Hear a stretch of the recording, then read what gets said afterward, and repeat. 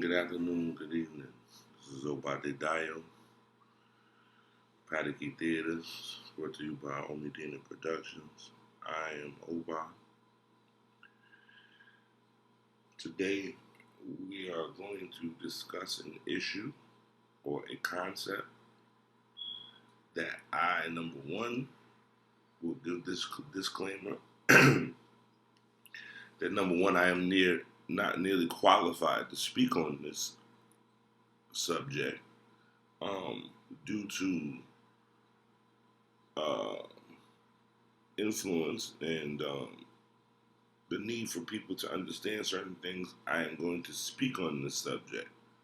I am not a member of this said subject that we're about to discuss, and I am in no way, shape, or form an expert.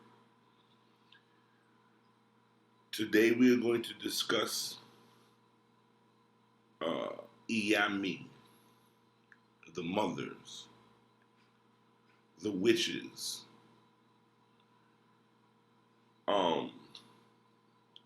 the Iyami. The Iyami is a very touchy subject because it is an ever attentive and listening deity or group of deities.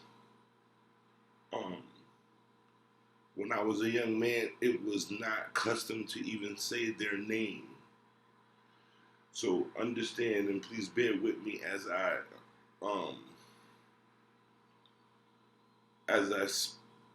regurgitate and spit this information out. I do it with the utmost respect, but the utmost apprehension. For I am not a woman, so it is not really my place to speak on women's phenomena and power. Iyami, my mother, is a reference to the feminine wrath of God.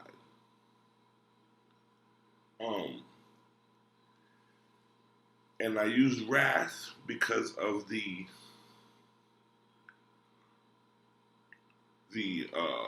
common fear attached to this sorority of beings. I observed one person speaking about the Iamis very ignorantly, and they described the Iamis as a different frequency than the Orishas. I beg to differ. There are Orishas who are Iamis. So how could that be a different frequency? It is a subgroup within a group. So first we want to discuss the concept of God and mother. Okay. The most bare and uncomplicated concept of God is mother. Mother is God. Mother brings us into this reality, nurtures us, sustains us, and teaches us about our environment and ourselves. So, the easiest application of God is to apply it to mother. Mother is God. The sentient relationship of God, the absence and observation, is that role is taken more by the male, by the father position. But when we talk about the hands-on, interactive, interfacing nature of God, we are speaking about the Iyami. And I had the luxury of conversing with one of my elders who happens to be very qualified to speak on these things, for he's a researcher and he is an author of several books that have sustained African Americans information wise in these traditions. Is John Mason. And I had a conversation with John Mason once in an Ultra birthday. And it was an intimate setting, so it wasn't like he was having a lecture or, chastising a group of people. It was a very intimate setting, and we were having a discussion. And he explained that the translation that is literated in most books is incorrect. It is misleading. And so in most texts that you will come across that speak about Iyami, they will refer to them as Ajay, witches. And John Mason made it very clear that that interpretation was from an outsider perspective and misinterpreted. The usage of the word compliance is a better fit to what we understand to be IJ, what they call the witches. Compliance. Compliance refers to the ability to follow directions or directives in spite of one's personal opinions about said task that they are being asked to do. This is the nature of mother. Mothers comply. They may allow their children to do many things that they do not agree upon, but they comply.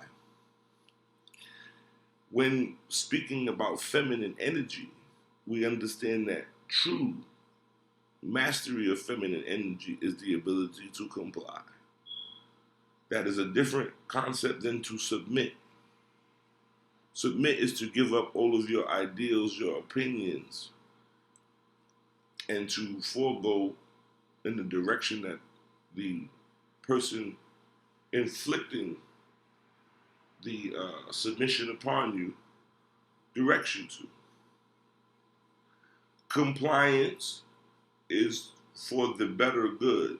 So you comply in order to survive. It is a form of adaptation. So, in the interaction of male and female, we understand that if a man is what we would call well endowed, and he begins to have intercourse with this woman, and it becomes uncomfortable to her, her womb will comply. It will not submit, it will comply. The walls of her womb will further open up to accommodate. Now, with that being said, a woman has the ability to push out an 11-pound baby. So, when engaging with a man and that invasion occurs through penetration of intercourse, she does not submit, she complies. We see this in the courtship of cats, that the female is prepared to prepare for intercourse, but she plays a coquettish game of naivety to give the male species the idea of power, of exerting his power. But in reality, she is taking something from him. And this is the illusion that compliance brings forth for the female species is the idea that gives the male the inclination or the misconception that he is in power. This is female energy. This is compliance. This is what it means to be a J. Now, if anyone has ever listened to my rantings and ravings, you will know that I speak about the domestic icons of witchcraft that traverse through different ethnic groups and cultural contexts. But when we look at the Western context of what they call a witch, right, we see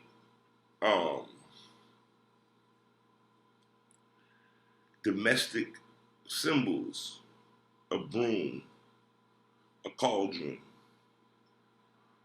a spoon, jars. These are domestic kitchen utensils. So that a woman's power lies within the kitchen because the alchemy plays out in the stomach. And what you feed the man will dictate his demeanor. It will dictate his health, his emotional and mental stability or health will be regulated by what he eats. So the one who's cooking the food is in charge of the nature thereafter. So the idea that a woman can cook and clean and keep a good dwelling that is comfortable to the male species is this is witchcraft. But when we investigate it with the language that we have at our disposal, we see this compliance as really what we would call nesting. And it is the nature of birds that they nest. Some other reptiles and even aquatic species find a space, a cave, a crevice, and they begin to nest. They make the area, the environment comfortable and secure, because security is one of the main main objectives of the feminine energy is to be secure. And so in nesting, one finds a secure place to actually procreate, as well as nurture.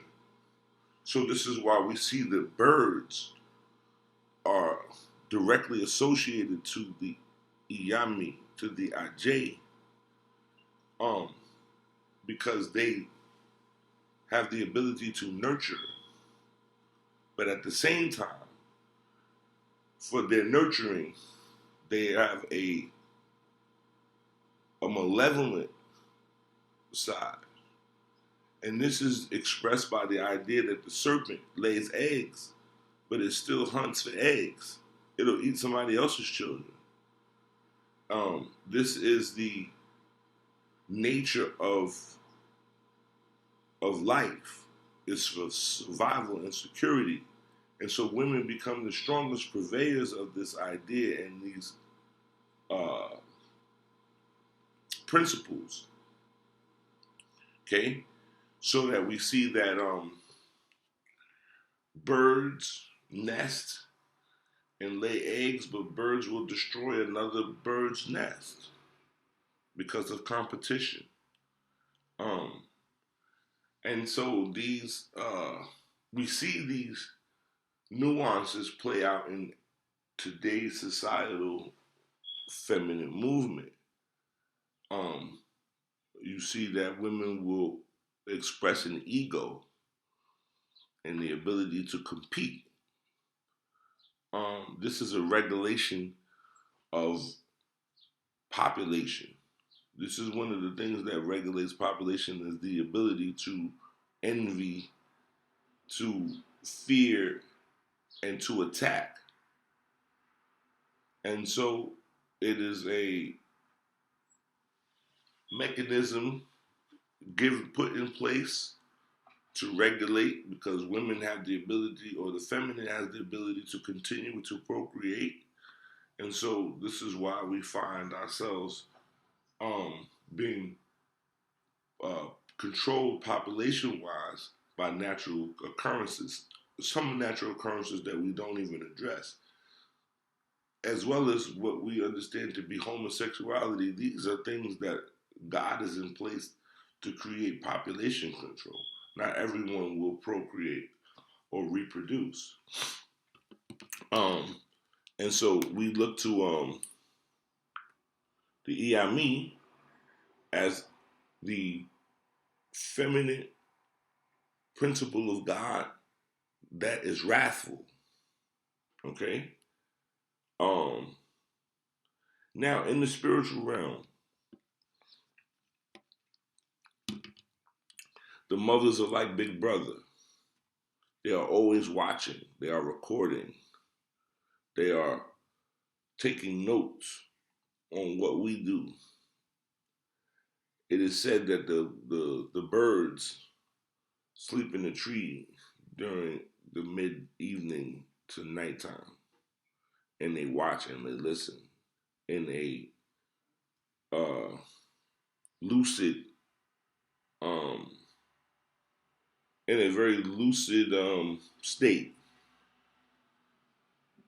Right before the twilight, they begin to wake up, and you hear them chirping, and this is uh, equated to um, their ability to tattletale. They tell God in the morning everything that was done in the nighttime. In the daytime, the birds are hovering above the sky and watching from above, giving uh,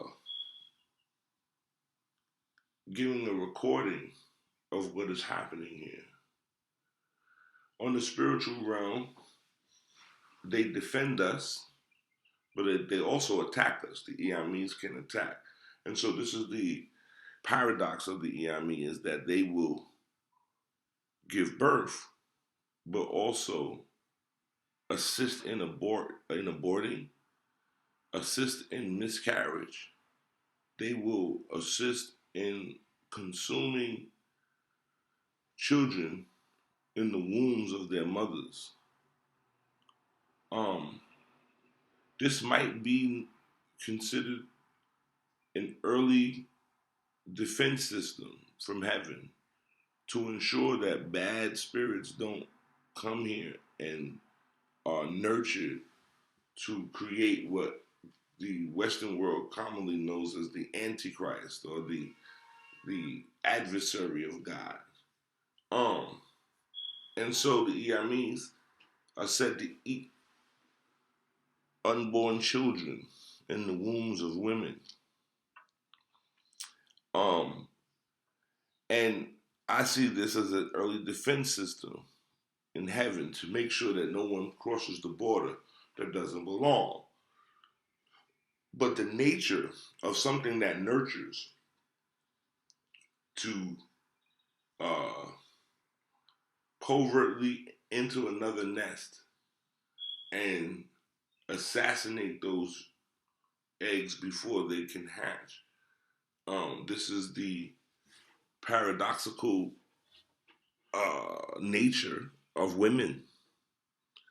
their ability to nurture, but at the same time, in competition, annihilate their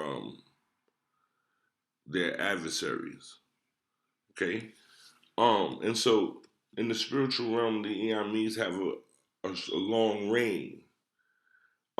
This becomes indicative to the members of the Iami society or sorority. Um, the elder, as I understand, is Osarunga, which is the closest female part to God. Um, they call her Yeyemuwo, right? Yeyemuwo is the feminine aspect of God. After that is the ability to manifest, which is controlled and governed by the Orisha Olokun, who is feminine, not masculine. The Babalaos will debate that they have a masculine deity called Olokun. This is not correct. The songs in the Yoruba and Lukumi refer to Olokun as female, Iyalaje. Omosito, mosito, Iyalaje, Omoyokoto, Iya, mother, Alaje, of the good witches, right? So we find the Olokun in the um, second highest position in the sorority of Iyami. Olokun is the owner of water and liquid, which all other female deities find themselves subject to. Um, After Olokun, it is understood that Yemu or Yembo is next in hierarchy of the Iamis. After Yembo, we find Oya. After Oya, we find Yewa. After Yewa, we find Yemonja. After Yemonja, we find Ochanla.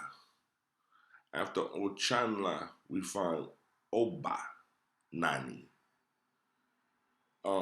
as well as Oshun. Not to um, negate or forget, Nana Buduku is in between Yembo and Oya in terms of hierarchy of the Iamis. Now, again, this is only what I have gathered. I am no expert of this topic because I am a man. I have had my experiences with the Iamis, but they are not for me to share with you. But as a child or growing up in these traditions, I can tell you that the nature or uh, the general air about these entities was very secretive and is to be very respected. The fact that we speak about them on the internet is a disrespect within itself. We're talking about things that were only spoken of in the night, and they were spoken under the breath as a show of respect. So when I see young women and they want to exert their feminine power, and then they look and they see the very cautious nature of the Iami, and they want to adopt it and they want to uh, propagate that which they do not know, because it is to be a part of Iami means that a woman must be aware of self.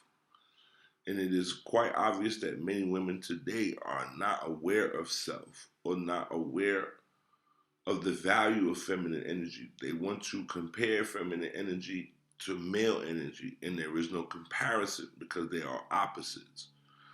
And so the grass is greener concept, so that there are many women who look to their male counterparts to compete in a competition that they will not ever, they will never finish, because the obstacle is difficult for either um, species.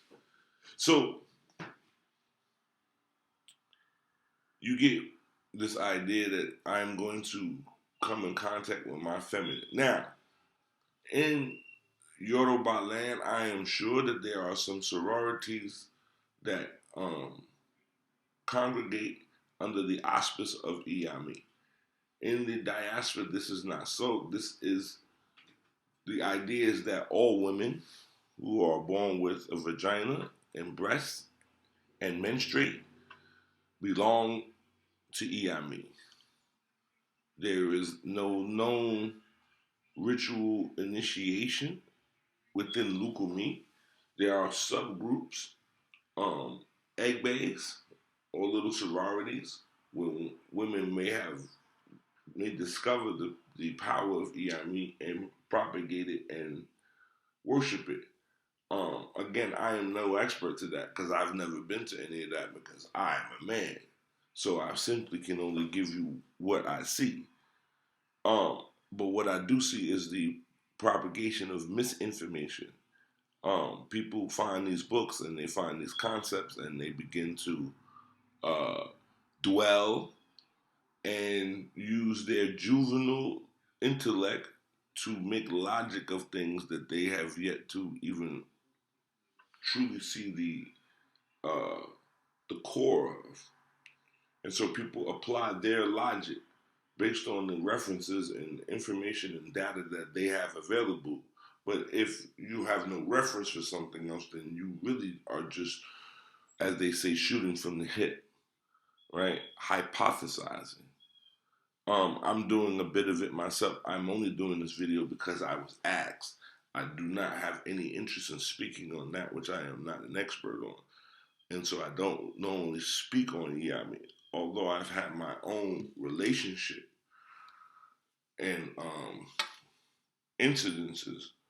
I do not care to necessarily profess anything.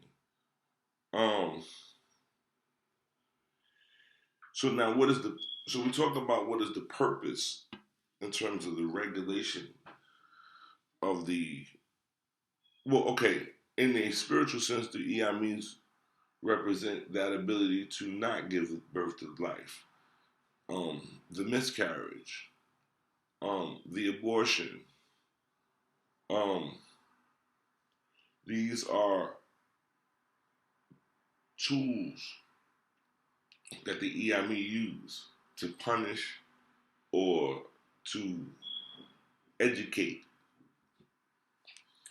Um, and so because all of the feminine concepts have already been played out.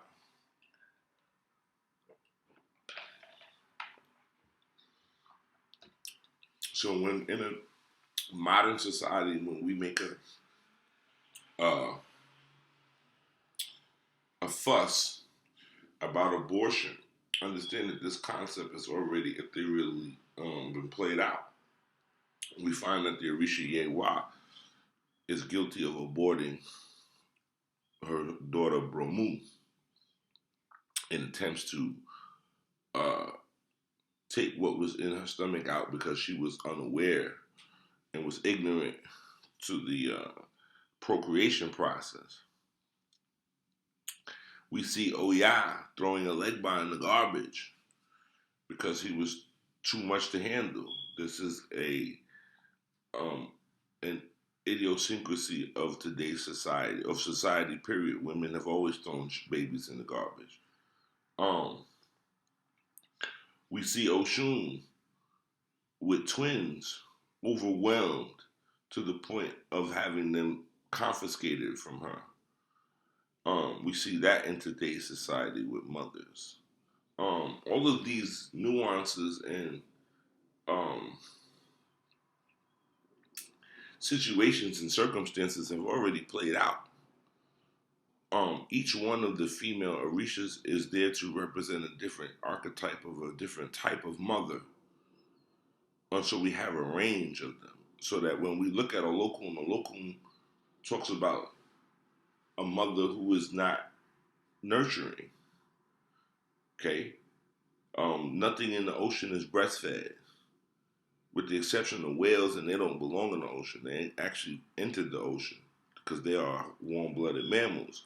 But everything else in the ocean that is aquatic is born in an egg and is born on its own and has to figure out, and it is genetically instinctive to find its food and know what it can and cannot do. It's with the epigenetic codes as that we talk about.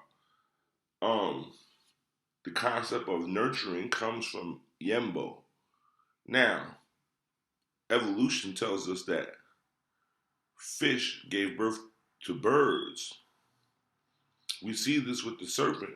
As the serpent exits the ocean, the aquatic world, becomes familiar with the atmospheric world, begins to ascend the tree, and begins to spring out of the tree from one tree to the next. This big over time gives birth to feathers and wings, so that we see that serpents and birds alike lay eggs. Okay, and so that the bird became a better parent than the aquatic reality, because the bird nurtures, hunts for her young and coddles her young in the nest. Right, the serpent lays the eggs, hibernates, leaves the eggs, and the eggs are on their own. And so this is the threshold between the aquatic world and the atmospheric world. And so we see the different um, degrees of mother. So we go from a very, uh, you know, hands-off parent like a local, where you just got to figure it out, to a helicopter mom like Yembo, the bird. Then we see Nana, right, who is the serpent. She's the in between the Yembo and the local evolution. So from fish to serpent to bird. Um, so Nana is guilty of being nurturing in terms of laying her eggs and keeping them warm, but then they're on their own. Then the bird takes that and nurtures them till they grow enough feathers to kick them out of the nest. So then we get to, when we get to the bird and we get to the idea of kicking the child out, this is where Oya throws the leg in the garbage. So we are seeing the evolution of mother and motherhood. That Oshun becomes the epitome. Oshun and Yemaya become the epitome of mother. Um, so that she has the nurturing factors as well as the ability to send her young into the world as prepared as they can be. Um, and so we see the mothers in their purpose as a regulation of motherhood. This is why men have no men. The only time men interact with the Iyami is when they have offended them and they are supplicating them through sacrifice. Maybe through the disrespect of their own mother, their wife, their sister, their daughter. The Iamis may punish the man in that regard. But the Iamis do not necessarily regulate men because of their a different frequency. And so they are there to regulate and um, define women. So again, I make this disclaimer: I shouldn't be talking about this, but we find ourselves here. Um, the symbols where you can find the mothers. The mothers are said to live in trees that sprout into three. In spiritualism, there is a insinuation of the idea that faith, hope, and charity are the mothers. So this is where they become the mothers become grouped in threes, and then they're grouping in threes when we see the tree and the trunk splits into three large branches. In that, what do I want to? I'm looking for the word. In that little space between those three branches is said to be where the Iamis live. It's where water collects. If one is to collect some water from there, they say that they have water from the Iami. Um, the Iamis take their sacrifice at the foot of the tree. There are other um, rituals and nuances that go with that I will not describe here because again, I am not an expert and I do not want to give out people the idea that they should. Oh, I'm just gonna go talk to the Iamis. Like that is a false narrative, and it is not a recommended idea. Um, I suggest that women who want to investigate the EIME allow the EIME to approach them through dreams, through situations, through sorority. Um, you cannot practice EIME and be in conflict with your sister. EIME is about sisterhood. It is about sorority. It is about the uh, polygamy is born in the idea of the EIME. Polygamy is not a male concept, it is a female concept. It is a concept of women sharing men during times of war. When the men return from war and there's not enough men because every woman's husband has not returned, it is her sister who allows her to partake in her husband to continue her bloodline. Because originally in the world it is a matrilineal uh, uh, it's a matrilineal line of connection and history, and so polygamy is the byproduct of Iami, the idea of women running society.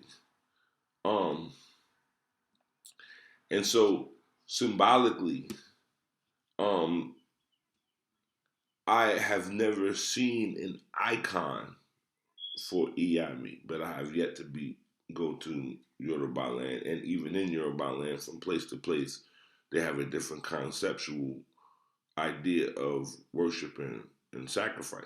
So there may be a place that I've heard of a place where the Iamis are supposed to have landed in Yoruba land, um, in a town called Ata. Um, that Iami is big there. But we don't necessarily. There's no celebrations to Iami. It is a secret society. Um, and so those women who seek to inform themselves must really learn to understand themselves. Now, this is a concept also. Um, this is very, very. It's on subject, but it has a lot. It is very uncomfortable to talk about. Female homosexuality is ruled by the EIME. It is the ability for a woman, when engaging with another woman, to discover herself. A woman cannot see herself from a genitalia perspective. Hers is introverted, whereas a man's is extroverted. We see our prowess. A woman cannot. And so, in the engaging of feminine homosexuality, women are allowed to discover themselves. Okay, because even if a woman looks down at herself, it's upside down. If she puts a mirror to it, it is opposite. So she never really truly sees herself. And so, in engaging with another woman, she is learning herself. She is learning her biology. She is learning her sensitivity. Um, and so, the idea there is a story that talks about that Yemonja and Oshun were stranded on the island, and they began to make love to each other. And when they were rescued off the island, the other Orishas accused them of molesting each other. And Yemonja stated that they were purely just feeding each other. Because the idea is that a woman has breast milk and can feed another woman. A man has nothing to feed another man. And so this is why in society, feminine homosexuality is viewed different than male sexuality, homosexuality, because sexuality is, in a sense, a power struggle. And so a woman cannot realistically hit a man in the head and rape him. She would first have to arouse him in order to engage in intercourse to get him to a point of ejaculation. A man can inflict his insemination upon another woman. She don't have to be ready. He can just invade her. And so when a man is invaded by another man, he has lost his manhood because manhood is fragile. Whereas if a woman is raped, she will never lose her womanhood. Okay? Because it is the nature of a woman to be compliant. Not submissive, but when we started this, we started talking about compliance. So in her compliance, if she's being raped, she's just trying to save her life. If she gives him what he wants and he goes, then she has complied. Right? Doesn't mean she submitted. It means that she has complied in order to make it to a safe position for herself. So that we see the nature of um, old school women. They don't argue with their husbands. They use their feminine wiles to corral a man into whatever stall they want to. So if she's sweet to him and they engage in intimacy, and in the intimacy she inserts certain ideas into him that once he begins to understand her plight, she can now regulate him to follow her directions based on her suggestions, right? And so the woman becomes the consciousness of a man. This is a part of the Iami concept that the Iami are not actually materialized. They are etherealized. They are always around us as a consciousness. Okay? So yeah, I know of no specific Iami societies. I'm sure in today's world, due to the need for people to congregate and to come into understanding about a lot of these concepts, there are women who have not. So what happens is there are groups of people who have put something together, but it has no history. It has not been handed down by somebody else. Um, And in doing so, when one wants to create a history, one must first leave an ancestral foundation. So if you're going to do something, know that if you're going to create something, know that you got to die for it in order for it to have a foundation, because it has to have an ancestral foundation to it. So I don't know of any EIME groups. It is, and I don't think it's ever been that openly discussed. So I leave that to the sisters to investigate and figure out for themselves. Um, Again, my affiliation with them is my upbringing. My grandmother had Obatalame. She was born with the caul over her face, as they say. And so she was born spiritual. My mom is born after a set of twins within the Lukumi context is a very magical thing. And so I had access to very magical women in my lifetime. My aunts, one has Oshun, another has Chango, another has Ochanla. They serve as a model for me to understand the different archetypes of a woman. And so Iami is not one particular character or consciousness. It is a group. It is a congregation of feminine consciousness because females don't all think the same and are not all the same. And so, in order to represent the feminine power, one must represent all angles and all hues of it.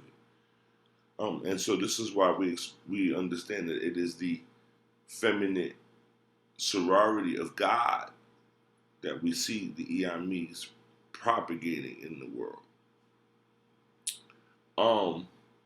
There's books and books and books and books that talk about different things. I don't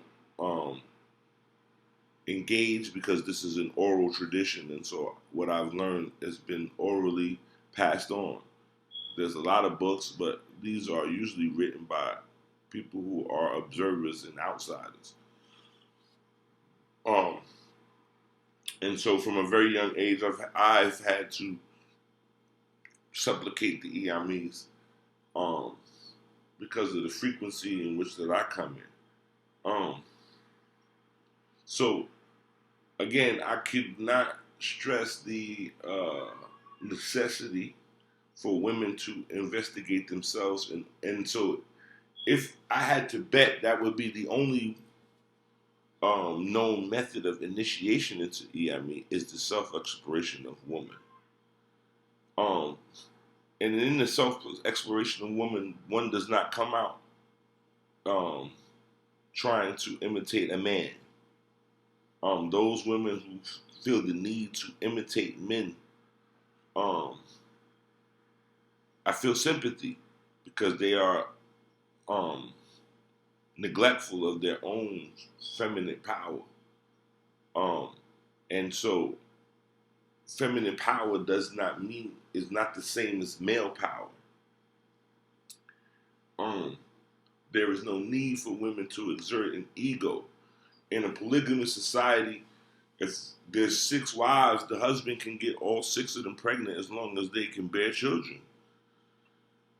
6 husbands and 1 wife, she cannot please all of them. She cannot give them all what they would require or want in any bit of time. So we see that this is the basis of the feminine energy.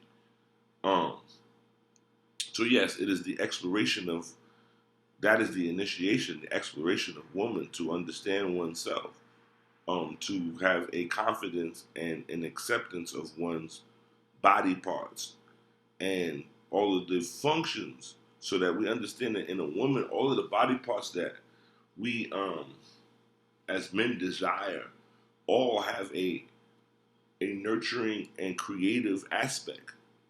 The vagina makes babies, period. Breasts feed the world, right? And so it is the culmination of a woman's attributes that are divine that makes man worship woman. And so when we return back to the idea that God is mother and father is more of a neglectful consciousness of God. Okay? So when it comes, this entire thing is dedicated to my grandmother and my mom for Mother's Day. When very rarely in the Lagoon or Odu will one be advised to reconcile with his father. There are some Odus that speak of that, but the majority of them will speak heavily on reconciling with mother. In order to talk to God, you must talk to your mother or have some resolution in the relationship between yourself and your mother. And so if you don't have a mother, um, from a young age, you look to God. Um, if you've had a mother and have lost her, the only replacement is God. And so we see that God is mother because God is nurturing, is creative, nurturing, and educating. And so mother is God. They say mama's baby, papa's maybe. And so it is always a matrilineal concept. Who did you come out of? Because the threshold in which you entered this world is very important. It denotes from which entrance did you enter here into this world. Um, and so it is important that we love our mothers, um, and we dedicate some sort of emotion to them for the unreciprocal act that they have performed for us. The pain of giving birth to allow us to have life is a deed that we could never pay back. And so the mothers, the IJ, hold a certain position under God. And so if I had to describe them as a group, they are on the same frequency as Orisha, but they are the ability for the female Orishas to gather and to defend themselves, because God gave women witchcraft to defend themselves against the brutality of men. And so we see that this exchange has allowed women to have what's called witchcraft. And in having witchcraft, they are responsible to feed the nation, to inspire the nation based on our stomachs, because our stomach is another brain, right? And so we thank Mother for her sacrifices, her nurturing, and her educating us about our environment. So know that you can never speak to God or interface with God if you don't have love for your mother. That doesn't mean get along. It means love your mother, right? And so I've seen children who have been born to women addicted to drugs, who've been misused and abused by these women, and they still seek out mother. It is the strongest polarity in the universe, is between a mother and child. And so we conclude this video on the Iyami with the understanding that mother is God, and the Iyami play a particular role in regulating the respect that we give to our mothers, the respect that we give to our wives and to our daughters and our sisters. It is the regulating force of feminine energy in the universe. Find yourself not on the wrong side of that energy, and you'll be fine. This is Obade Dayo, Apataki Theater, brought to you by Omidina Productions. Be safe, be well, be healthy.